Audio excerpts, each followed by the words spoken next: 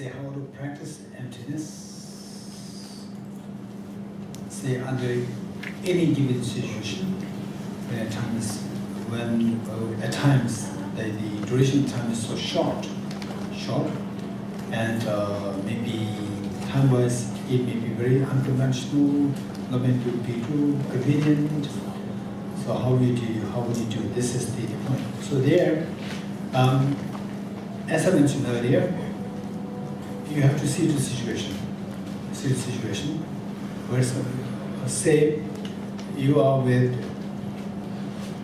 someone else, and for example, like say family gathering, which happens only, say for example, once a year, family gathering, and everybody is expecting everyone to be meeting with each other and having a sense of sharing and so forth. And then you go there because you have to go there, and then when you're actually there, you just keep meditating on emptiness like this. This may not be a skillful way. Keep in mind that you have to look at things in front, behind, on the two sides, top, everywhere you have to look, right? So, and short term, long term, yourself, others. Okay, same. People somehow know that your family members, they somehow know that you are more seriously involved in the philosophy. And then even people, some people who are respected by many, having many followers, and when you come to have discussion with that, even that teacher may be a little impressed by you about your, say, emptiness and so forth. In fact, there was the one gentleman who said, I know him so well. Then one time he told me that, for the last 20 years I've been doing these practices, and I already know that he is very pious, to his devotion to Dharma. And he said very, very boldly, he said that all these last 20 years I've been doing all these practices, six-session Guru Yoga, this, that. Almost like 2-3 hours every day, right? And he was just the lay person, and he gets up so early and amazing.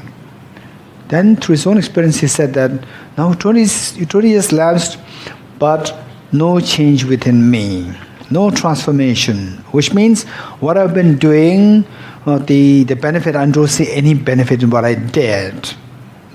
Something must be going wrong. Please tell me where went wrong. Then I asked him, tell me, give me a list of what you've been doing, or what you call as dharma. Then he gave me a whole list.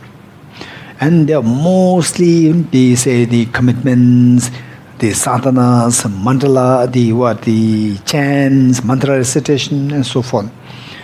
Then what I did was that sadhanas, the commitments, I cannot do anything. The rest of things, I just club them in groups, and then say that from this, there are 6 things they are doing within this group. Do only 1, cut the remaining 4.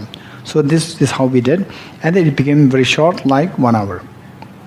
Then I said, now the remaining 2 hours, which you otherwise use on these things, what you do is that you do meditation on 4 seals, Bodhicitta, wisdom, emptiness. So I give the whole instruction as to how to do the practice in Bodhicitta, the meditation. Of course, the studies he has to do, and listen to the recordings, all these things. He did that in about 1 month. He came with such a glow. He said, now I could see that this is some change happening. I could see there's a benefit there, right? Okay.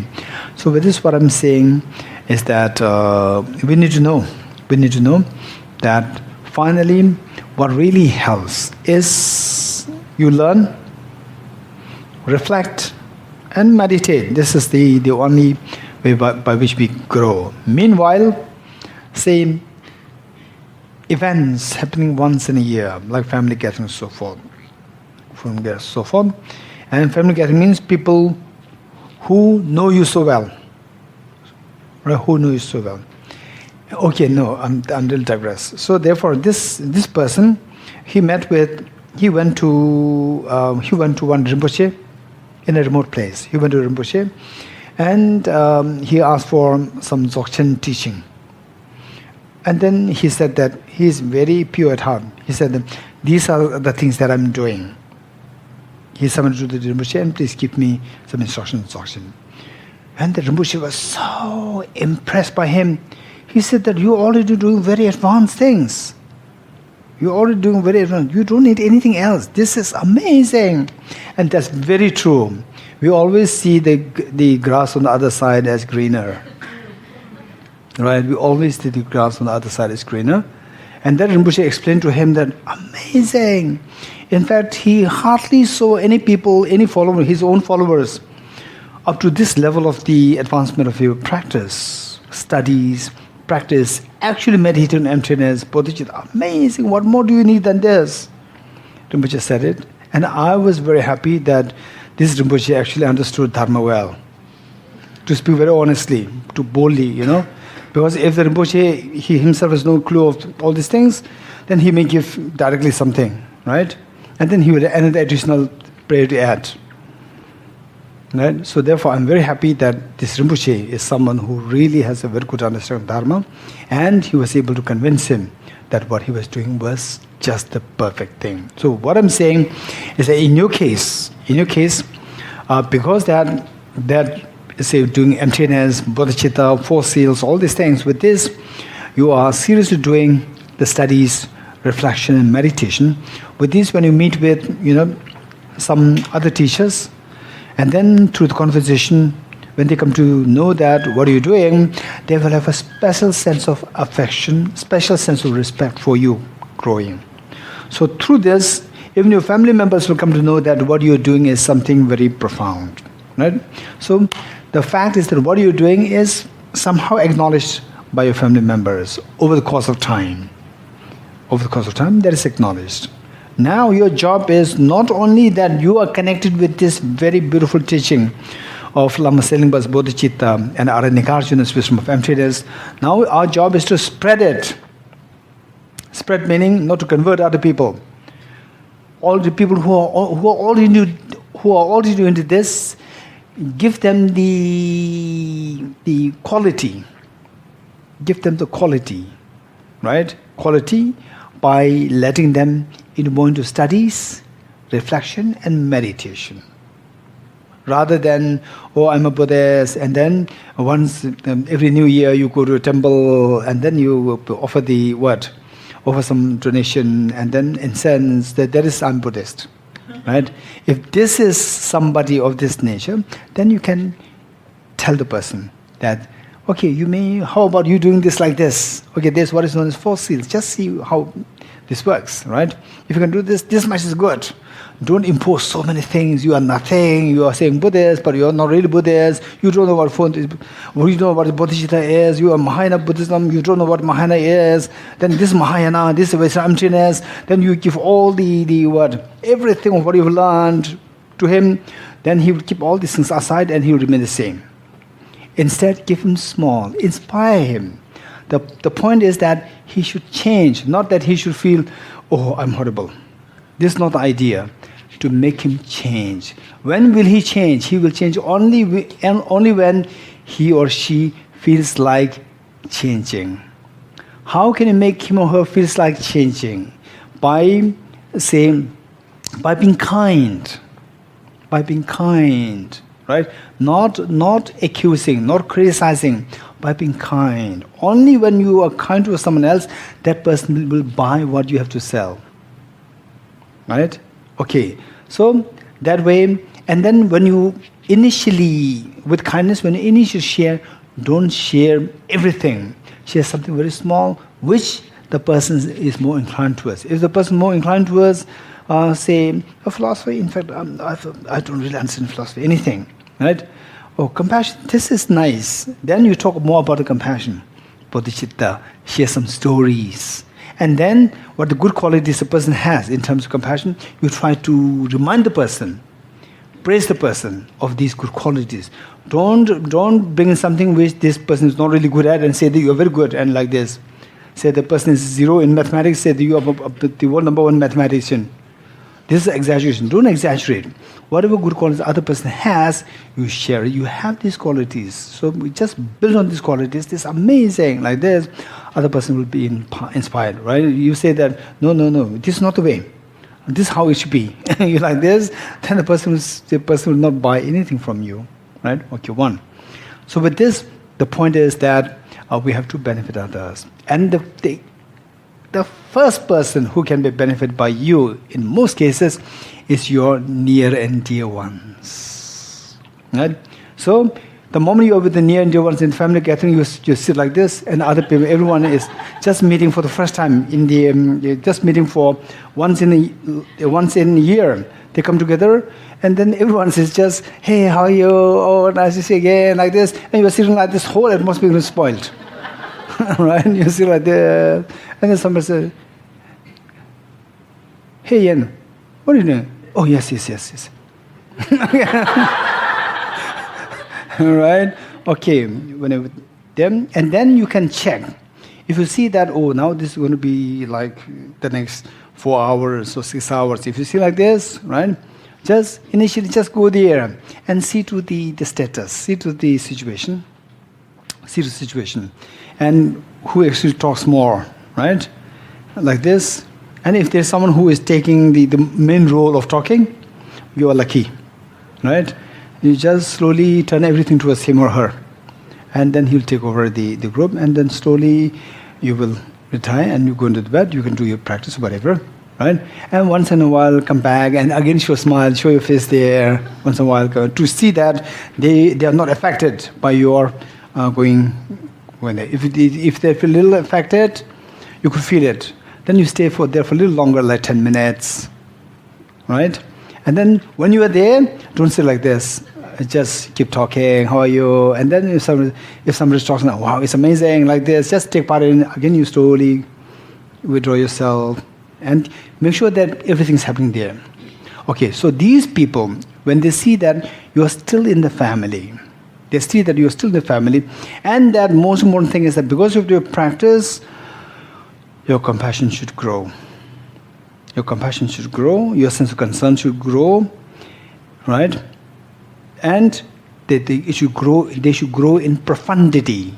Profundity means that everybody, if somebody is sick, everybody is there to help. But when somebody has gone through a little difficulty in a sense, let's say,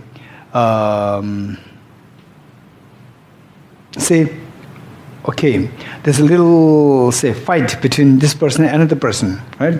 And because of which nobody really endorses this person, then you don't have to endorse, but you go there and talk.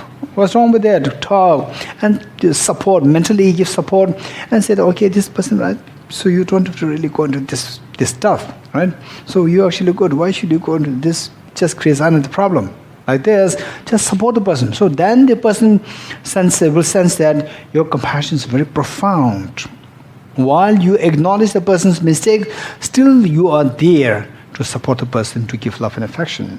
Oftentimes when people see the mistake in you, they will simply quit. They will simply detach from you. They will simply run away from you, right? So therefore, where the difficulties, more the difficulties, still the compassion continues to flow. This is the meaning of the profundity of the compassion. Okay, so you have to, somehow there must be transformation happening within yourself. So your family members, they continue to see the transformation within you.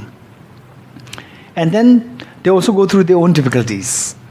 When they go through their own difficulties, then they will see you. She also had the problem earlier one time. He also had the problem earlier one time. Now she has overcome with this. He has overcome with this.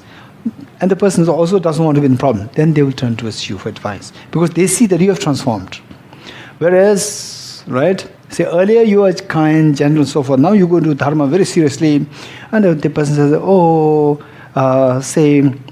you remember when we were small children, we like to enjoy pizza. What pizza?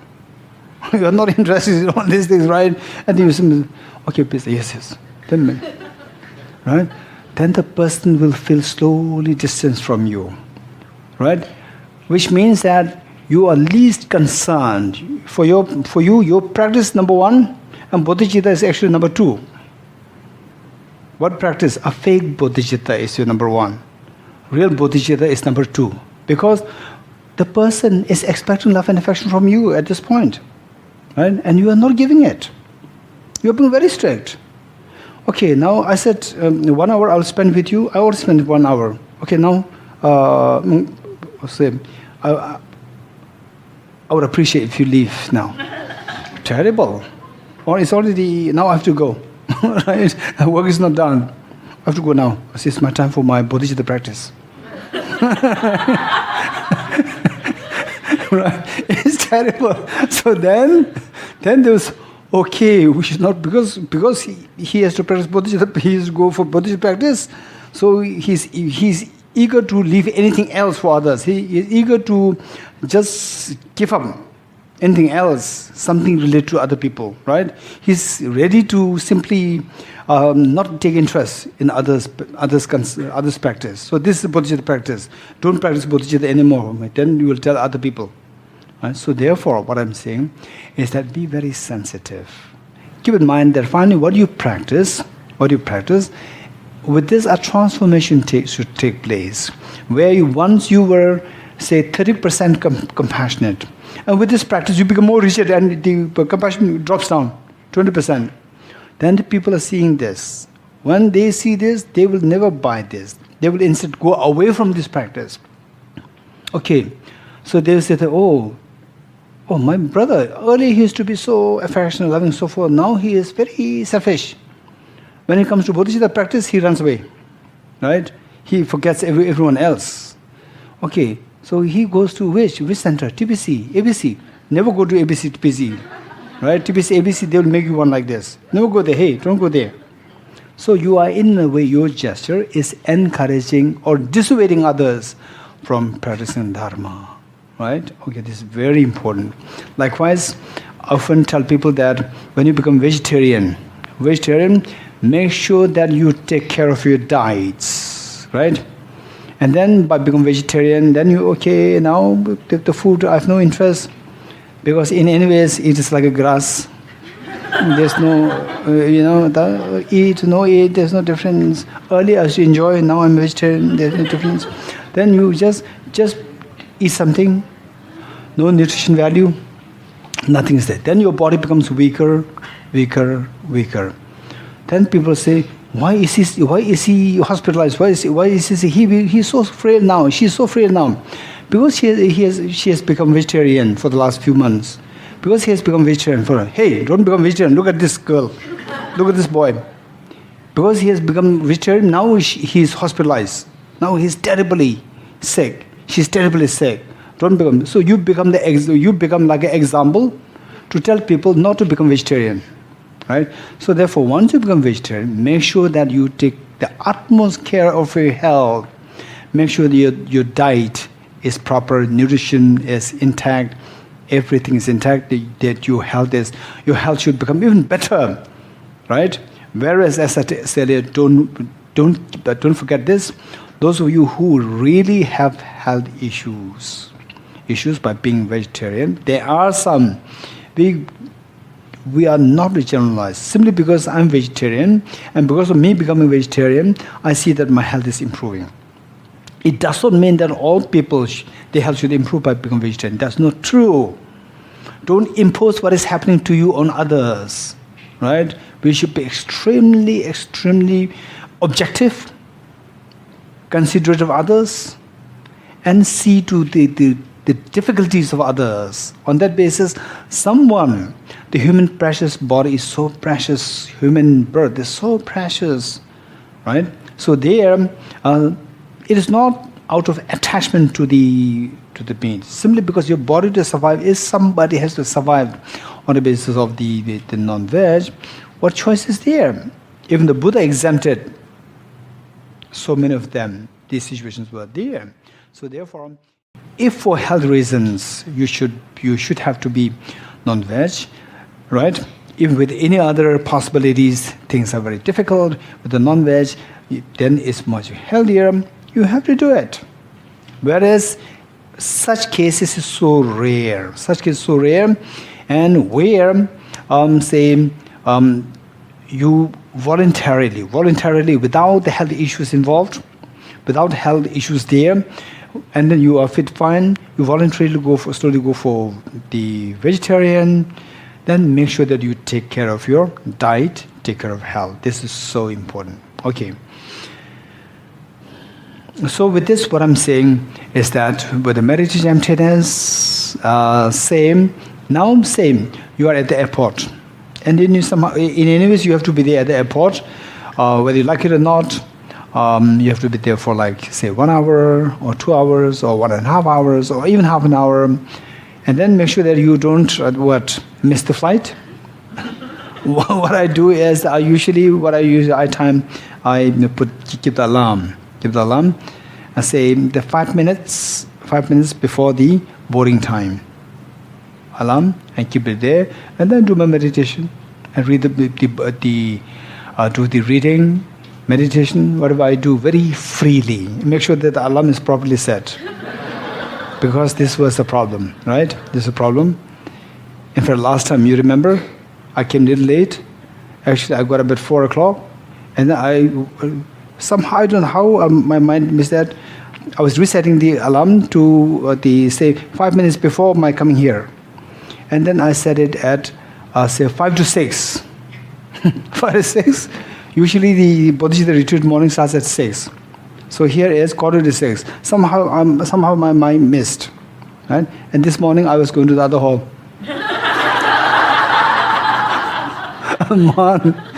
Man was so innocently telling me, "Oh, Geshe-la, where are you going?" Okay, so what I'm saying is that make sure that the alarm timing, this is properly done, right? Otherwise, your flight is already gone, still 5 minutes more. It's very dangerous. Okay, make sure these things, and then you meditate. So if there is just a short span of time, how you do meditate? In simple terms, right? Okay, you can meditate on the emptiness of anything.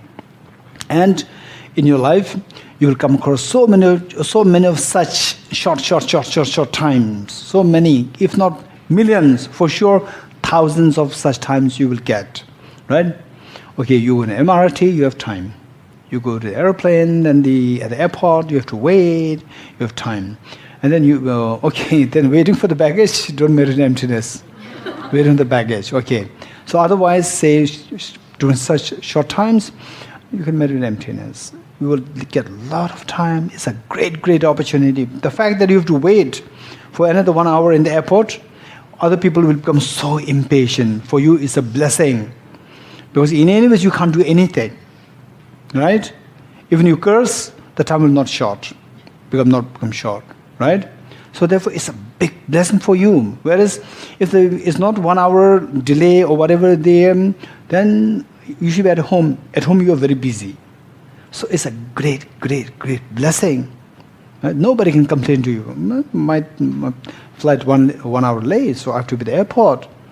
Right? So it's a great blessing. So what I'm saying is that you will get these opportunities a lot. So under such situation, how to make the meditation on emptiness very quickly, and then this thing, you can replicate it, you can just prolong it, it's up to the individual. Okay, so how we do?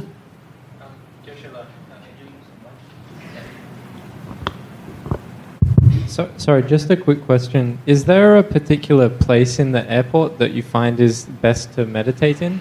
Don't look for that. Oh, so don't look for that. Any of the boarding gates? If you look for that, then your flight is at that end of the terminal, and the meditation place is that end of the terminal. Then it takes 5 minutes, right? And then to locate your place will take another 5 minutes, and your flight is gone by then. Okay. Right? Wherever you are, meditate. Okay, thank you, Geshe-la. Yeah. Okay. So what we do is always see if you can include a very precious stanza, like in Tibetan, not so egamendo, Hajishin Sir Kanju Baruin, whatever the Chabok, the Tobo Shabaim. The Samad, no, the Upari Request Sutra, page 215.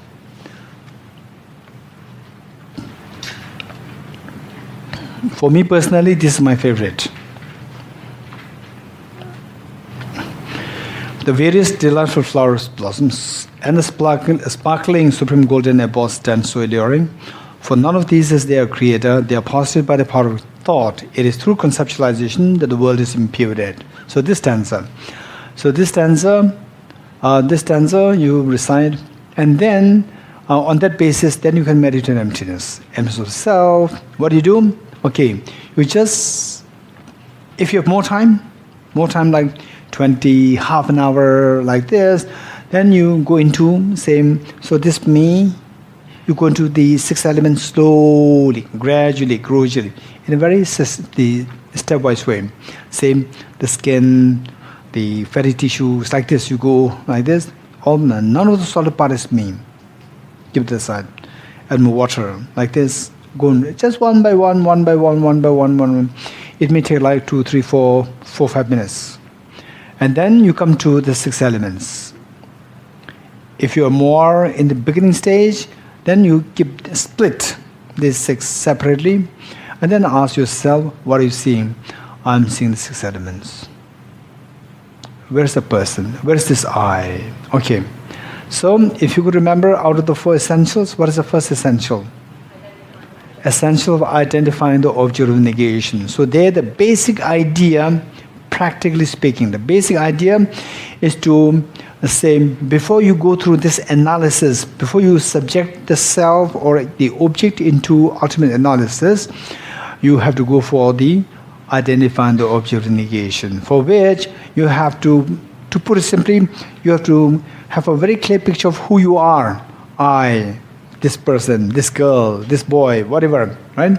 You have a very clear picture. And then, say if you're very entrance to the flower, very clear picture of what this flower is like, this flower, right? That is extremely important. Oftentimes, people may directly go into ultimate analysis, and then they will conclude that therefore the flower doesn't exist, but the clarity of the experience of emptiness is going to be missing there, right? So, identifying the object of negation, that is so important. You have to just have a very clear picture of what you are analyzing. The person, how do I look? And they say, my mother, how does she look? Or say, your children, how does she look? And your flower, how does the flower look? You must have a very vivid appearance of that object. And that memory, you should not forget that memory. That memory must be maintained with high quality. That memory of the flower, the person, or whatever, very high quality. And meanwhile, when you speak about identifying object negation, it's not just identifying the flower. We should be identifying the objectively existent flower. But in practical terms, what it is, you just see the flower which appeals you. The self which attracts the self-centeredness. I'm important. That feeling, that perception which attracts the negative emotions. So that perception must be created. Whether we speak about that as objectively existent or whatever, for the time being it's not. As long as you see that object like this as so appealing, already you have been seeing this object as so objectively real. Right? So the idea is that see the object, don't lose the sight of the object, don't forget the appearance of that object. Keep that clear. And then you subject to the ultimate analysis. You go through the 6 elements slowly, gradually, one after the other, one after the other. And then when you reach the 6 elements, the intact, complete, none of these 6 elements mean, then you ask the 2 questions. 1, okay, what are you seeing? I'm seeing the 6 elements. Where is Dorji? Where is this Dorji? He's empty. He looks like this from the object of negation. Identifying the object of negation. From there you have the vivid appearance of the self. Now you bring the self, appearance of the self, to this, where now you're seeing only the 6 elements. Where is this self here amidst the 6 elements? It is empty, right? So this self, which is so vividly appearing to your mind, and what I see now, there's such contrast there, such contrast. No way this person's self, which is so visible, so vivid there, no way is to be found amidst the 6 elements. I mean 6 elements. Where is this person? This person is empty, right? And then abundance. So with this, bringing that appearance of the self, appearance of the flower, appearance of whatever, in the form of the identified object negation, bringing that appearance in this analysis, ultimate analysis, and to see that it is not amidst the 6 elements. It becomes very, very, very vivid. And the absence of the objective existence of the person in the form of non-affirming negative is going to be very clear. Very clear, although it can be very fleeting, but it can be very clear. Because of this clarity, you will feel a very sharpness there. For example, you put on the glass, you see the object very clean and with the sharp edge. Without the glass, you remove it, it becomes blurry, right? Now, with this, the object of negation, seeing the object so clear, this is what is like this, bringing it there in the ultimate analysis, seeing that what I'm seeing, the 6 elements, and this object which are so early is totally absent there. There's such contrast there. 6 elements, they don't bring any appeal to me. This person brings appeal to me. Yet this is missing there. What are you seeing? I'm seeing the 6 elements. Where is this person? It's empty, right? It's empty. So bringing that experience here, then what happens is that it will give an edge to your experiencing the emptiness. It will give an edge. So this edge can be seen in the form of the physiological, the indications becoming very sharp, and you can just feel, even though it could be a fleeting experience, but you could feel a very sharp experience of the coolness, of the calmness, of the tranquility and so forth, the fear, and the goosebumps and so forth. This will be a very sharp. From there, is so visible that the effect is very prominent. Right? So this come to you. Now the job is this practice. What I'm sharing with you, it'll take not more than 3-4 minutes. Right? Now this same practice you can do anywhere you like, wherever you are. You can do this practice. Wherever you are, you can practice, and then the more you do this practice from deep inside, it's not that you do this practice for a few days and then your anger disappears. You become very laughing Buddha. Don't expect that, right?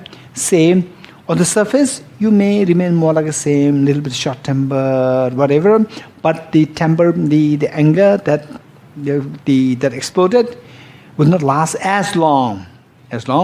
One thing that you will notice is that from the change happens not from the surface, change happens at the bottom.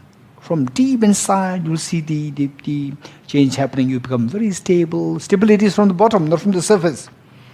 From the surface, you don't talk about the stability. Stability means from the bottom.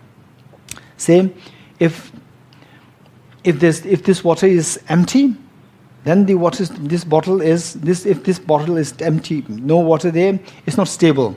Just a little wind, it will fall. Whereas if you want to make sure that it sits properly, you fill this with water at this half, and top keep it empty. The base is heavy, because of which it becomes very stable. Right? Whereas if it is totally full, then what is that? Centrifugal force? What is that? What is that? No, there's one word. Okay, any from physics? Center of gravity.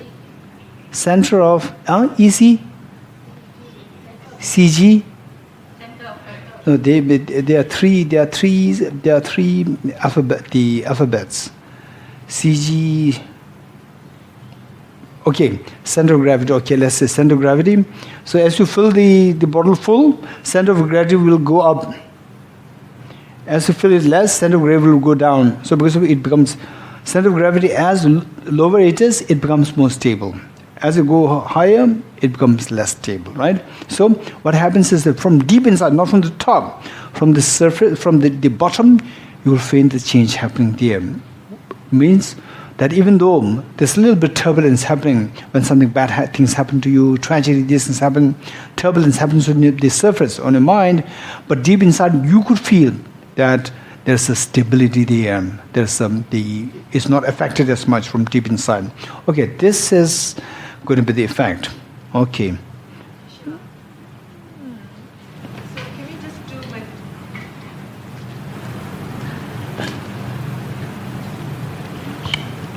Sheila, you say you can do the meditation of emptiness anytime, anywhere, except driving. So when you're walking, when you're cooking, when you're washing.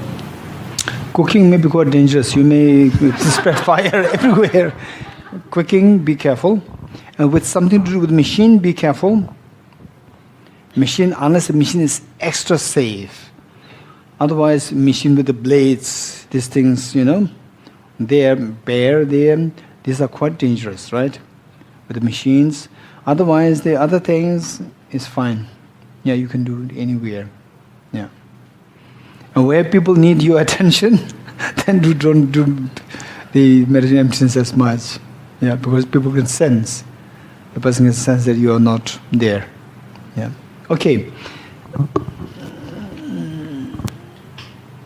Now with this, okay, this maybe I can share this later.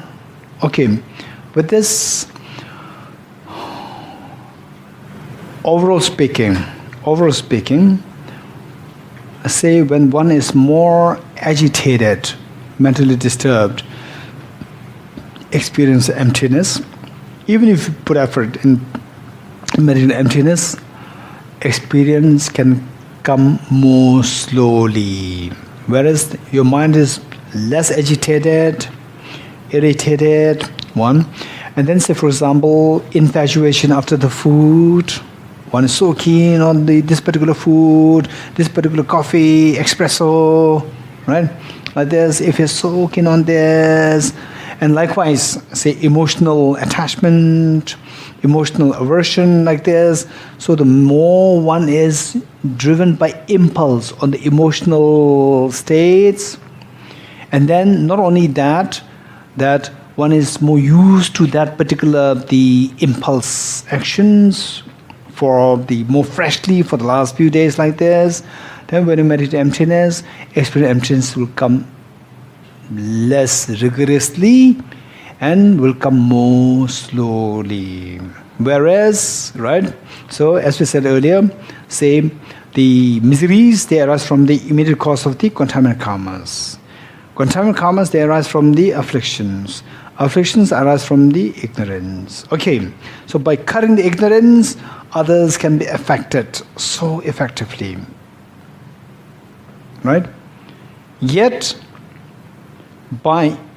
there's another way it operates, from the top, from the surface to the bottom. From the bottom it can affect the surface, from the surface it can also affect the bottom. If you disengage yourself from engaging in the 10 non-virtuous actions to the best you can, and disengage yourself from the negative afflictions to arise to the best you can, right? Then what happens is that at the bottom, the wisdom of emptiness can come to you more clearly, can come to you more quickly when you meditate, right? And the effect is going to be more. So the point is that we don't just, superficial on the surface, contaminant karmas, afflictions, you don't mind. Contaminant karmas, it's fine. Afflictions is fine. Just tackle self-grasping ignorance, or otherwise, you go to pubs, whatever do, right? I don't think people go so often to the pubs in Singapore. What do you call it? Is it pub or what? You call it pubs, right? And the say nightclubs, they're so often going there and fighting with people, right? Oh, never mind, just go ahead. As long as you have the wisdom of emptiness, everything will be taken care of. No, this is illusion. This illusion, right? Wisdom of emptiness. The wisdom of emptiness is like the depth. It's the depth of the ocean.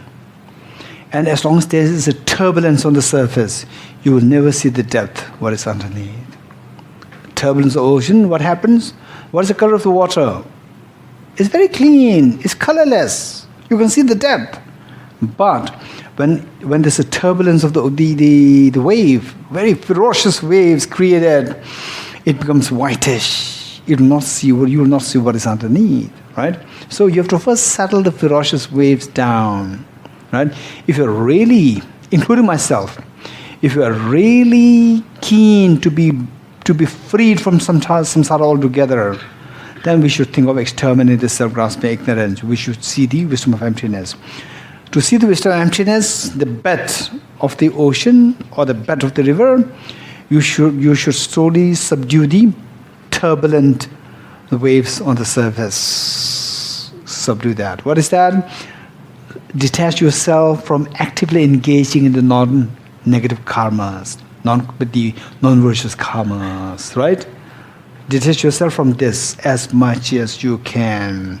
Okay, by habits, even if you tend to do something, but from deep inside, never ascend, from mentally never ascend to these non-virtuous karmas. One. Number two, then what triggers the non-virtuous karmas? By the afflictions. We are all, since time immemorial till now, only thing that we are so used to is the afflictions. So it is so spontaneous within us. It can arise, but deep inside, always see how much you can control them. Don't just say that, okay, it's fine today, it's fine tomorrow. Right? See how much you can curb them to the best you can. Right? And say, for example, if I'm diabetic, and then there's a Coca-Cola there, and then my craving simply jumps there, and then tells me, okay, today no, again you can do tomorrow, right?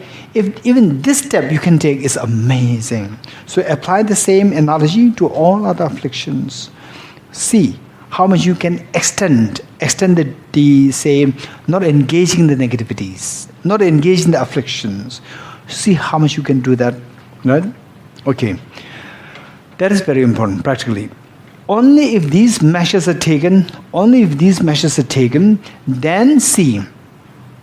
Only if these measures are taken, then see how the wisdom of emptiness works. Meditation on wisdom of emptiness, and then see the effect there. And then, at times, some people may think that, oh, now I don't do this, I don't do this. Now the life is so boring, right? Life is so boring.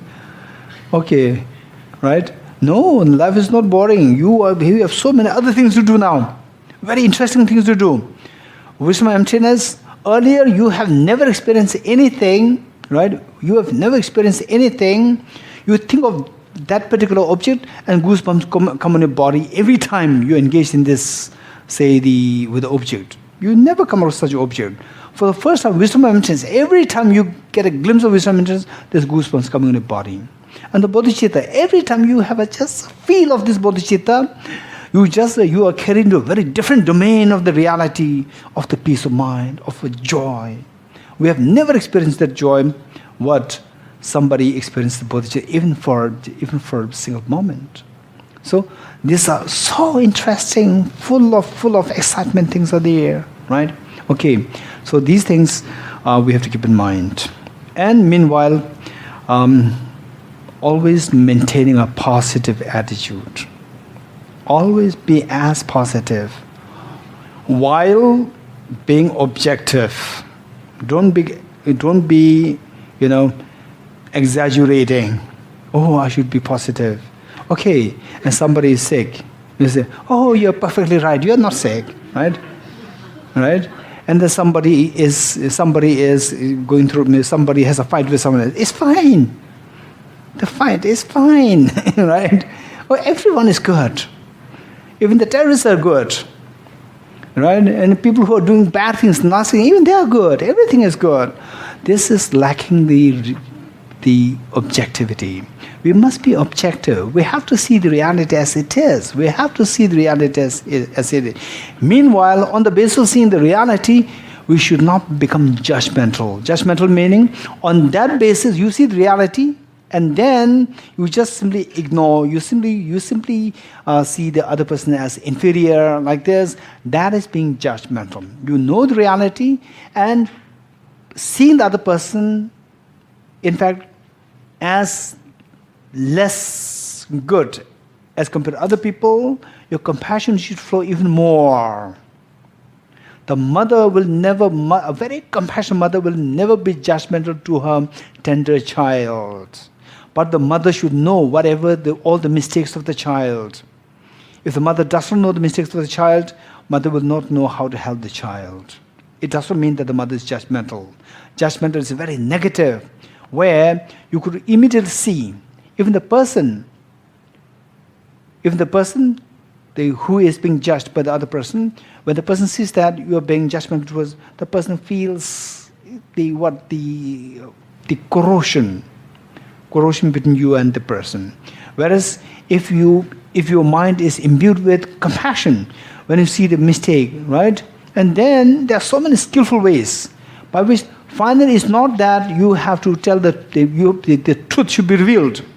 Finally, the person should be transformed. That is important. Right? Say, oh, you did this. This is a horrible thing. This is not according with the dharma. You are a terrible person. So you are supposed to be doing dharma for the.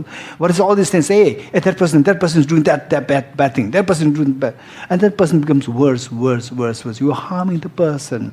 If you really want to help, if you are really practicing bodhicitta, your job is to help the person. To help the person. Sometimes, like how the mother treats her tender child, this is how we should view others. You have to know everything, good, bad, everything of the other person. At the same time, your compassion, you should not detach yourself from the other person in terms of compassion. That compassion should be maintained, right? That is so important. Okay, so always be positive and always be optimistic while maintaining or being objective, and being realistic. To be very realistic, maintain objectivity, and at the same time, be always positive and be optimistic. This is so important, right? Okay. With this, you see that you are happier. When you're happier, your mind is not as agitated. When your mind is not agitated, you meditate on wisdom and emptiness, it will flourish, it will flower more easily, right? Okay. I think we'll stop here. So okay, that's it. 3 prostrations.